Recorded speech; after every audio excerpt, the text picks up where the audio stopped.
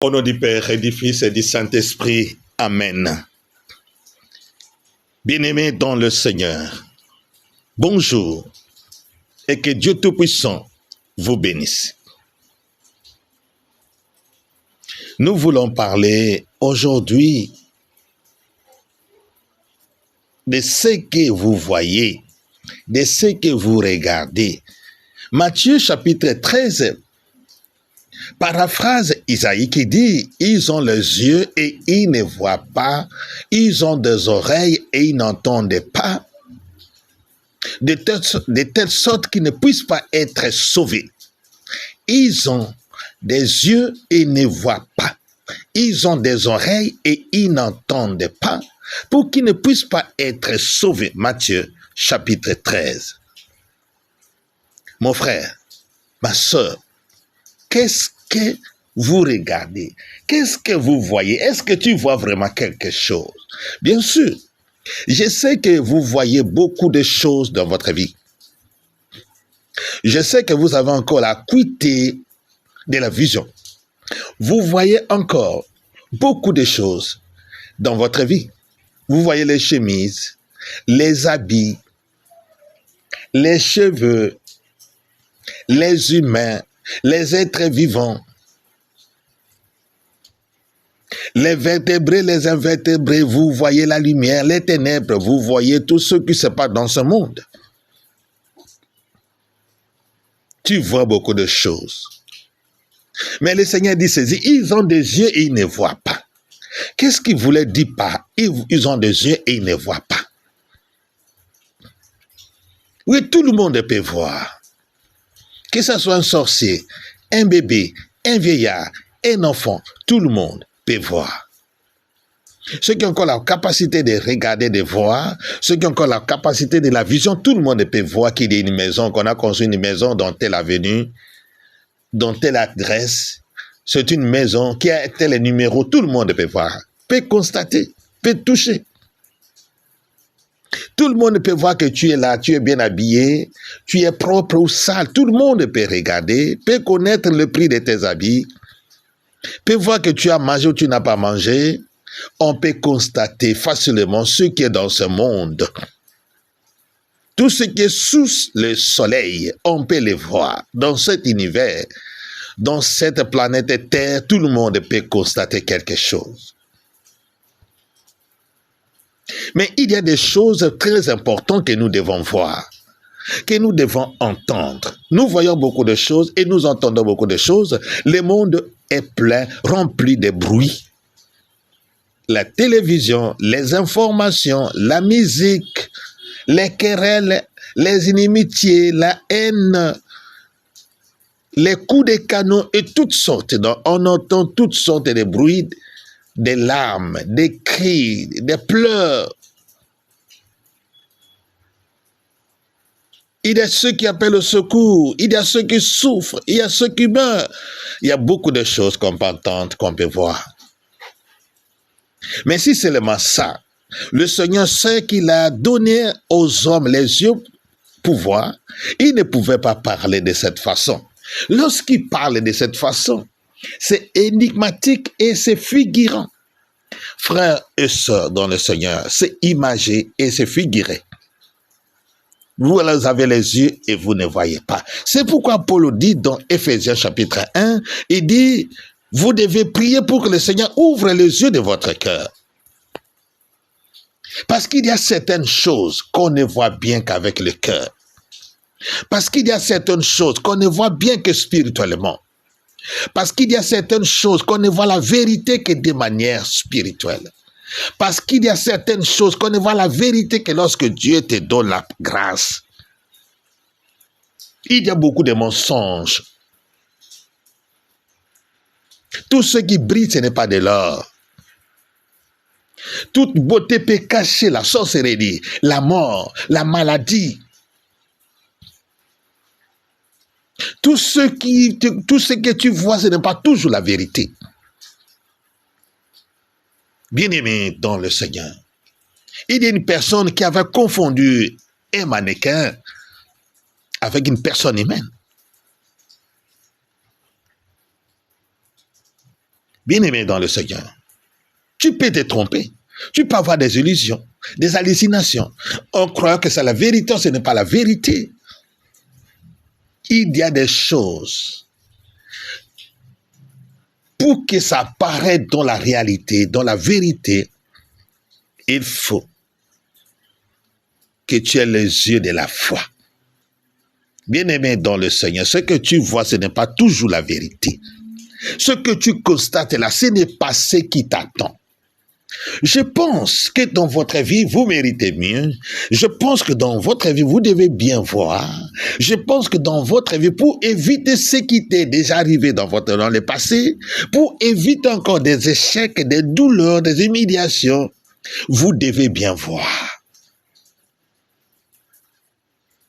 Les gens ont des yeux et ils sont aveugles. Les gens ont des yeux et ils ne veulent pas voir. Les gens ont des yeux et ils se cognent la tête. Les gens ont des yeux et ils se laissent tomber. Les gens ont des yeux et ils marchent dans l'obscurité. Comment? C'est impossible. Et le Seigneur est en train de souligner sur cet aspect. Ils ne verront rien. Et c'est pourquoi il y a beaucoup de malheurs, des divorces, des problèmes, parce que les gens ne voient pas la vérité. Parce que nous nous accrochons sur les apparences, parce que nous nous accrochons sur les superficialités, parce que nous nous accrochons sur ce qui apparaît, parce que nous nous accrochons seulement sur ce que nous voyons. Nous donnons confiance aux gens qui sont là pour nous tuer. Nous donnons confiance aux traîtres. Nous donnons confiance aux gens qui ne nous méritent pas. Frères et sœurs dans le Seigneur, est-ce que tu vois vraiment la réalité? Est-ce que tu vois ce qui est devant toi? Est-ce que la personne qui est devant toi, ton ami, ton père, ta mère, tes enfants, est-ce que tu les vois? Le Seigneur veut dire que nous devons connaître les choses telles qu'elles sont, parce que mon peuple meurt par faute de connaissance. Et lorsque nous connaissons les choses, nous les verrons. Nous les verrons telles qu'elles sont. Et nous allons les voir. C'est pourquoi il faut marcher par la foi et chercher les yeux de la foi, parce que comme dit le pape François, celui qui croit, il voit. Si vraiment toi tu crois, tu verras. Et c'est ce que Jésus a dit. Jean chapitre 11, verset 40. Si tu crois, tu verras la gloire de Dieu. Si tu crois, tu verras. Tes yeux vont s'ouvrir et tu verras la réalité en face. Je te dis, frère, mon frère, quand tu verras la réalité en face, il y a des gens que tu ne pouvais plus saluer. Il y a des gens que tu ne pouvais plus côtoyer. Il y a des gens que tu ne pouvais plus manger avec eux, dormir avec eux, continuer avec eux. Il y a des gens que tu ne parleras plus si tu vois la réalité en face.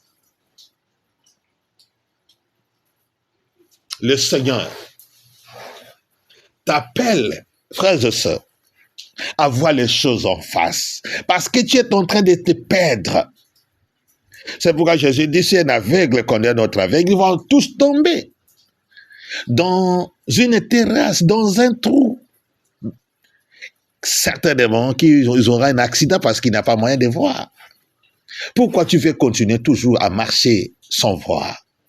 Pourquoi tu veux toujours continuer à marcher sans voir? Pourquoi tu veux toujours continuer à marcher sans entendre? Dieu veut qu'à un certain moment, il faut écouter Dieu. À un certain moment, il faut écouter Jésus. À un certain moment, chercher à écouter ce qui est la vérité. À un certain moment, chercher d'écouter ce qui te donne la vie. Il faut voir.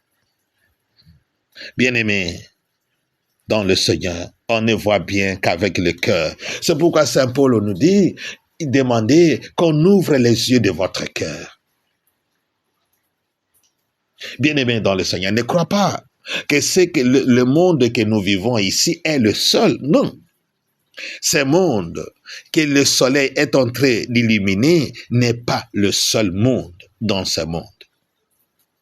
Il y a aussi plusieurs mondes, il y a plusieurs réalités, il y a plusieurs situations que toi tu ignores. et tu veux demeurer toujours dans cette ignorance, dans cet aveuglement spirituel. Tu dois dépasser cet aveuglement spirituel. Tu dois dépasser cet aveuglement spirituel. Tu ne peux pas rester spirituellement aveugle, tu dois dépasser au nom de Jésus-Christ. Il y a des choses, frères et sœurs, il y a des choses. Je pense que ta délivrance, c'est ce qui te manque pour ta délivrance, parce que tu ne vois pas.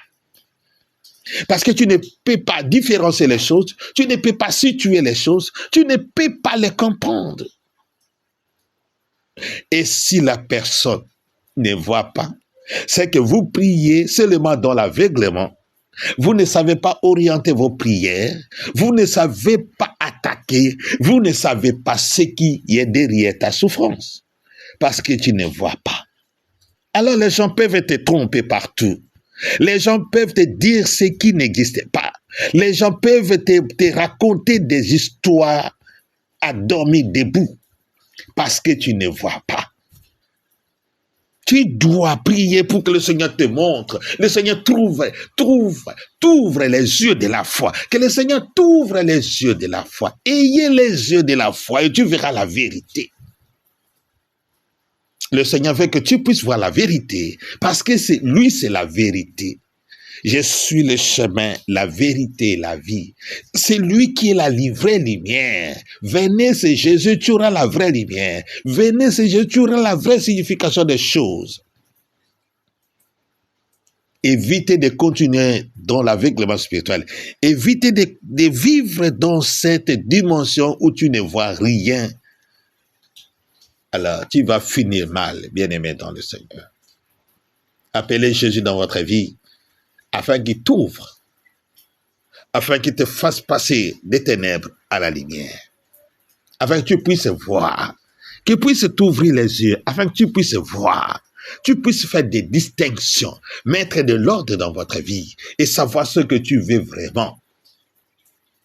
Si tu ne vois pas, alors la majorité des temps sont en train d'imaginer les choses, sont en train de supposer certaines décisions, sont en train de vivre dans les illusions.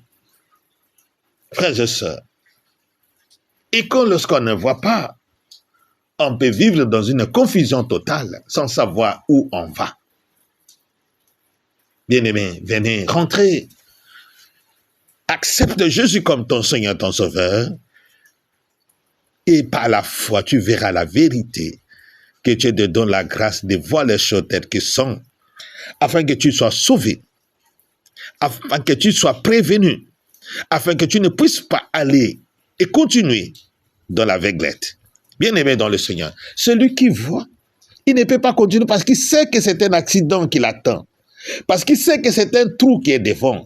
Parce qu'il sait que c'est un serpent. Parce qu'il sait que c'est un ennemi. Parce qu'il sait que c'est du poison. Parce qu'il sait que c'est un couteau, il peut se blesser parce qu'il voit. Et si tu ne vois pas, comment tu vas différencier les choses? Comment tu vas faire la part des choses? Comment tu vas différencier les situations? Si tu ne vois pas, comment tu vas gagner? Frères et sœurs, comment tu vas remporter la victoire? Comment tu vas mettre de l'ordre dans votre vie?